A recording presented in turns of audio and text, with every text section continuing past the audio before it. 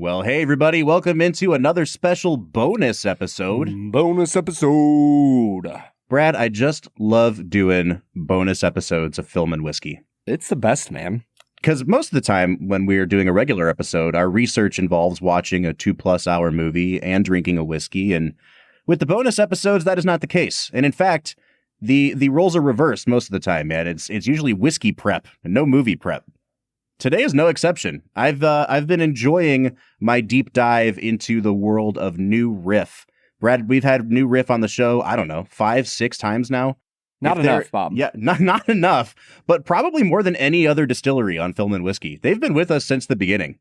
Yeah, the absolute beginning. I mean, we've loved all of our conversations with Jay. Mm-hmm. He's talked Kurosawa with us, talked whiskey with us.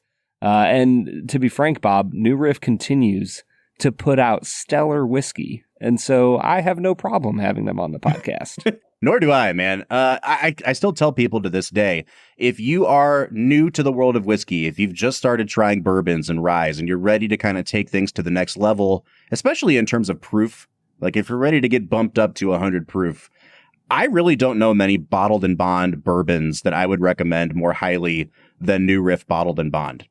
And like, I think I've gone so far as to say on this podcast before, Brad, controversially, I think I prefer the bottled and bond to the single barrel. You and I are like pretty staunch proponents of the bottled and bond bourbon and bottled and bond rye.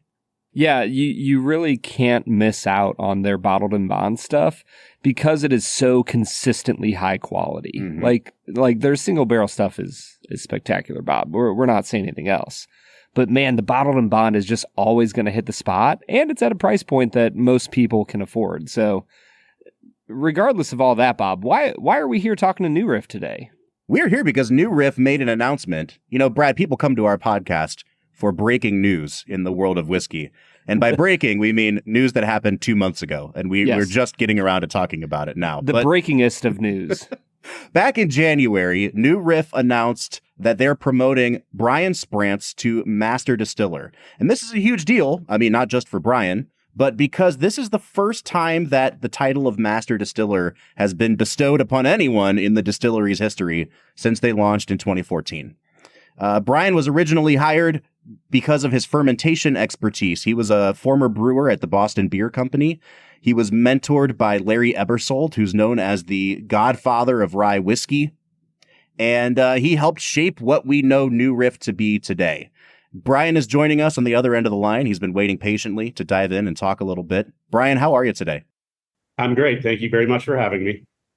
Listen, man, I'm excited to get to the part where we talk about your favorite movie because, Brad, before you jumped on the horn, I was here with Brian and we were talking about all of the wild picks we've had in the history of this My Favorite Movie series. There's been one or two. But before we dive into that, let's talk a little bit about Brian himself and about his new role at New Riff. So, Brian, you've been with the company for a long, long time. It's been 2 months since the big announcement. Have you seen a lot of change in your day-to-day with this new role? And are you settling into it, or is it still feeling pretty new to you? It still feels pretty new. I'm settling into it. Honestly, one of the very nice things from a lot of that I've gotten back from this is feedback from peers and lots of coworkers and friends reaching out, just congratulating. It's a kind of a heady, big title, you know. So I was kind of begrudgingly dragged to the finish line of accepting this title. Hannah Lowen, our now CEO, was always joking with me, like, when do I get a master distiller? When can I tell people we have a master distiller? And I just kind of jokingly said, it's going to be 10 years. And when Larry Ebersold gives me his blessing, maybe I'll think about it. That got her off my back for a couple of years. And then she actually remembered and came back and said, hey, it's been 10 years. And the cherry on top is I talked to Larry and he wants to give the blessing as well. So when you have people like Larry Ebersold and also Ken Lewis, our owner, our recently retired CEO, but still our owner, want to kind of appoint you with this title, you take it, you know. Yeah. There was no more pushing back against it. The nice thing is I've always been in the distillery making whiskey. And one of the things that I really wanted to like kind of emphasize is that I'm a working master distiller. Not saying that other master distillers are not, but I wanted my priority to remain in the distillery, where I have my thumb on the pulse, the heartbeat of the distillery. Everything is still, running right through me, and hopefully things don't change for the near future. So whiskey is such a long-term game. A lot of these things that we've been working on whiskey wise, and really a lot of things in the business are all like 5, 6, 7-year-old ideas that are really just now starting to come to fruition. So it's the long game over here. But to answer your question, no, things haven't really changed at all, thankfully. I didn't want them to hang a sign on my neck that said Master Distiller and then send me off to, I don't know, Kroger to sell bottles. I always, and they were very respectful and understood that we all do a few things well in this world. Thankfully, making whiskey is one of mine. And it was just very important for me to stay in the distillery, be with my team, tasting whiskeys every day, because, blending a ton of whiskey. And shout out to you guys enjoying the bottled and bond. We always find that that's like one of the funnest puzzles to put together at the end of each month when we do all of our sensory. I mean, single barrels are a pretty easy thing. Like, that's a delicious whiskey that'll stand on its own. But like, kind of taking all the components of the different aging environments that all our barrels are in, and kind of painting that picture every month of something that's also pretty consistent, is probably one of the things that we find the most challenging. We just also, excuse me, I think 8 months ago, we released our first malt whiskey, and we learned so much from the blending of our bottled and bond bourbon and rye whiskeys that it really helped us along in kind of putting that bigger puzzle together. So yeah, I would agree with you guys. While I love our single barrels as well, I think bottled and bond is where it's at for us too. Yeah, and I'm kind of curious, as you coined it, a working master distiller.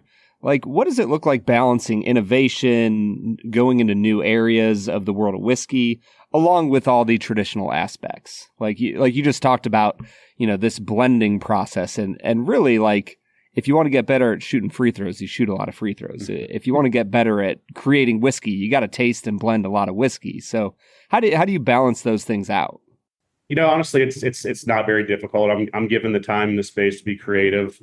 We've just learned organically throughout all of the years that we've been doing this. Again, whiskey is such a long-term thing, so that some of the ideas that we're working on now, and whether it's blending whiskeys or kind of working with new recipes that were designed and are coming of age now, we've had a lot of these things on our mind for 5, 6, 7, and 8 years. So all of the things that we come out with that are new products, they're not necessarily new to us. They're very old projects that we've been working on, so they feel a lot more like we really kind of understand where we're going with a lot of these projects 3 or 4 months after the actual whiskey is made and put into a barrel.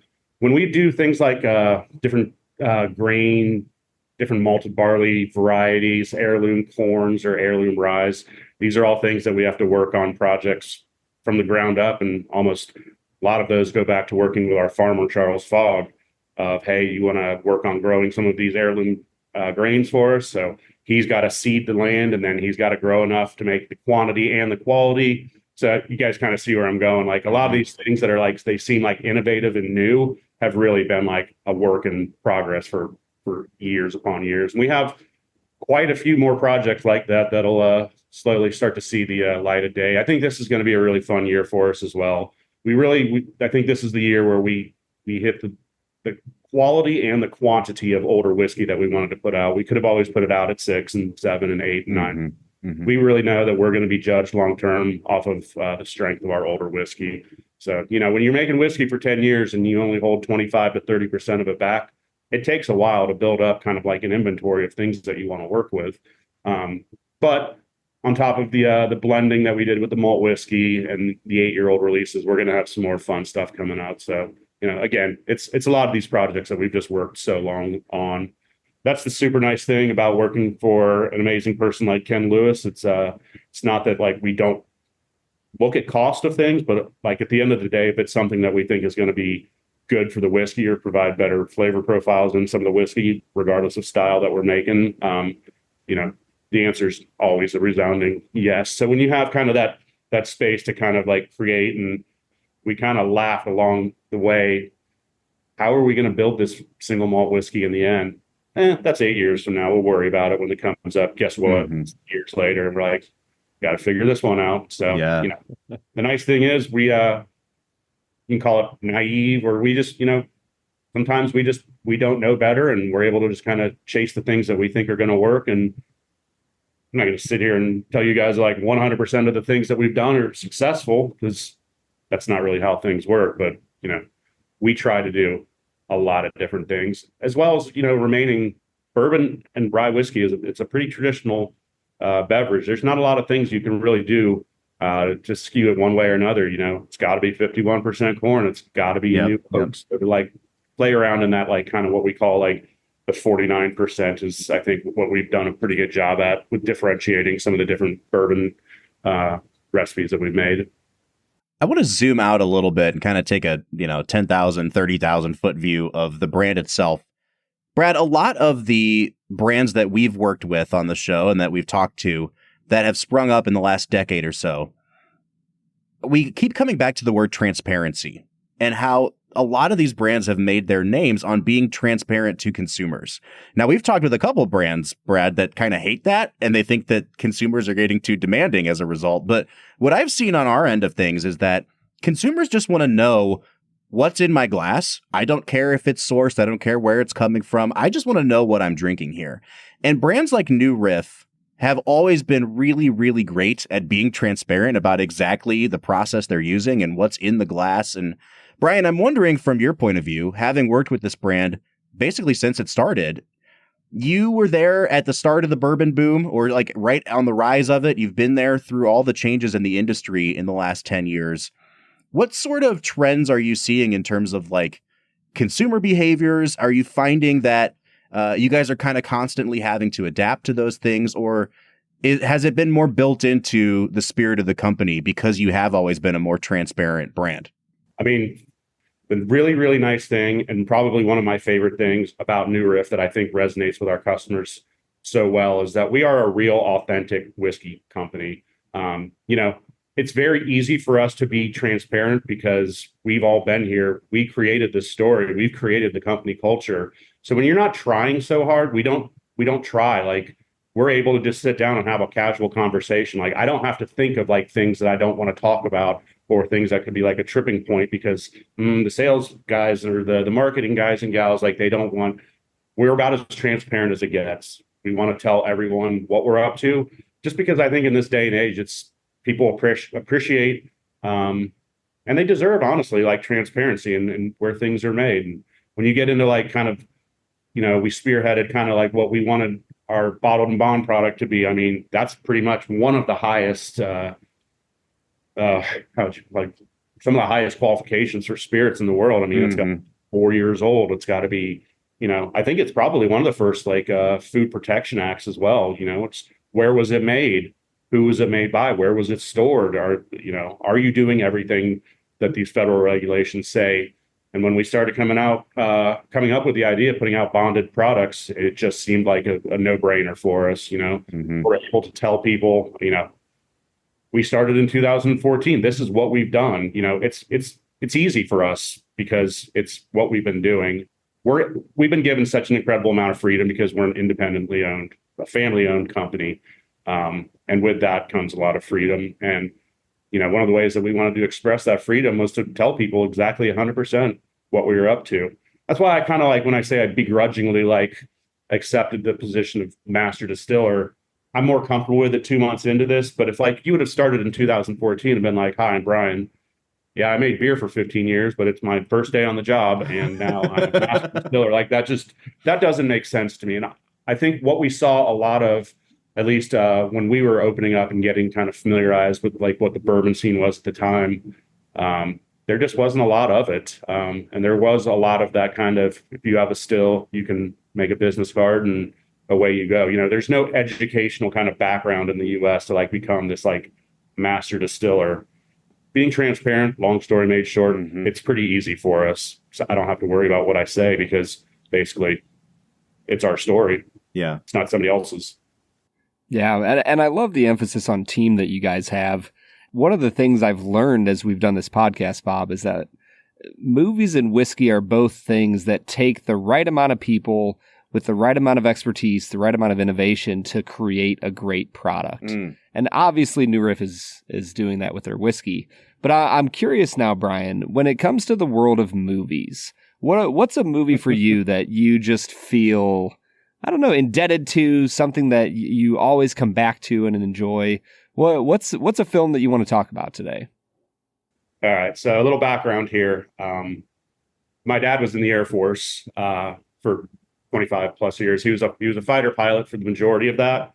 And we were stationed abroad for a good chunk of my childhood. I was actually born in England. And I think 1985 or 1986, he was stationed, reassigned to, it was West Germany at the time. It was Ramstein Air Force Base.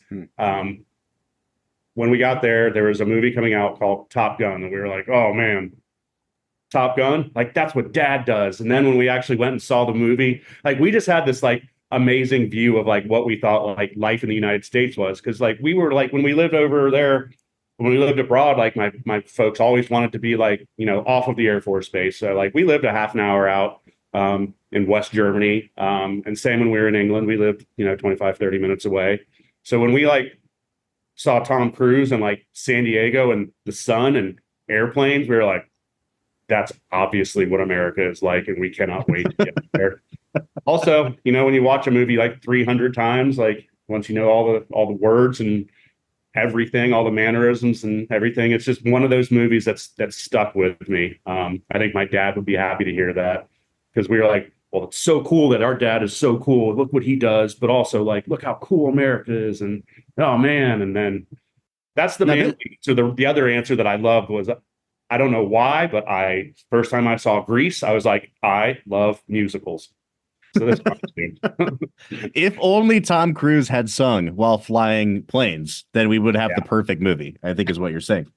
Agreed. And then when we went to we saw the new Top Gun, I was like, not bad. That held up pretty well. And then I went back and watched the first one. I was like, nothing's beating that one ever. It's classic. Well, that was going to be my question. I feel like most people in the wake of Top Gun Maverick have been like, you know, the original's pretty good, but it's no Top Gun Maverick. And you're out here boldly going where no one I've heard has gone before, which is the OG Top Gun trumps the new one. I need like, give me 30 seconds on why is the old one better? Because the original's always better. It's always better. I mean, it might be few and far between of like somebody remakes a song, but come on, man. Like you can't have that one without the original. You got to have the OG. And that is the right opinion. The second one, while it's a really good movie as well, I still cry when Goose dies. That's how real Top Gun was to me. I mean, the new one has no Meg Ryan, so we're already missing that. And no Kelly McGillis, no great soundtrack. Like I was driving home from somewhere the other day and Take My Breath Away was on the radio. And I'm like, where was this in the new Top Gun movie? Like you got to have the needle drops. And I feel like the new one did not have that, Brad. Yeah, the new one, while a superior film to the original, does not quite have the needle drops of the first. I also will give you this. The volleyball scene is way better than the double football scene that's just kind of weird. Yeah. Like just play a normal sport that we all know. I mean, that was my kind of introduction to what's the proper way of saying watching intimate relations on the big screen as well. There's some pretty iconic scenes that came out of that one as well. We won't. So what I'm hearing is this was just a very formative experience for you all around. I mean, it hit like all the main things for me at the time. I was like, that's exactly what we imagined the United States to be like. That's everything that we thought was so cool about what my dad's job was. And, you know, when I'm 11 years old and walking around, I think the village that we stayed in was Godelhausen. I mean, I had the danger zone going in my earphones. Like, yeah, man. Brian, I can't thank you enough for joining us today. As we kind of wind things down, I want to ask you, you know, New Riff is always looking for ways to innovate. I know that you can't spoil a lot about what's coming in this next year for you guys, but just generally speaking, you're in a new role. You've been working with this company for 10 years. When you wake up in the morning, what is the thing that excites you the most about going to work still? Like, Is it a new release you're working on? Is it just the culture of the place? Like, what is it about New Riff that keeps you ticking every single day? I think I might have already said this, but like what New Riff means to me is honestly like everything throughout the years has always been new. And a couple of things that go with that are we were able to create a lot of things, not only creating whiskey, but we created a team, we created a culture. We believe in the goal. And I don't know if it's how you quantify or when you reach it, but like if we're not going to try to be one of the world's great small distilleries, then what are we trying to do here? I mean, and really the icing on the cake is that like we get to make whiskey, we get to taste whiskey, we get to blend whiskey. There's so much creative freedom here. That I don't think you get a lot. I've worked in a corporate environment before, and I understand, what goes into like a small tweak of a beer recipe when you have to go through 8 different email things and stuff like that. I understand all that and the importance of it, but again, just like the creative freedom that I think mostly everybody within the company feels. We're also, again, we're all on the same team, all trying to accomplish one kind of singular mission. All this talk of teamwork, Brad, and Top Gun, I think what Brian's trying to say here is behind every great pilot is a hell of a wingman, right? Let's go, Bob. Brian Sprance, thank you so much for joining us on Film and Whiskey today. Thank you guys so much for having me.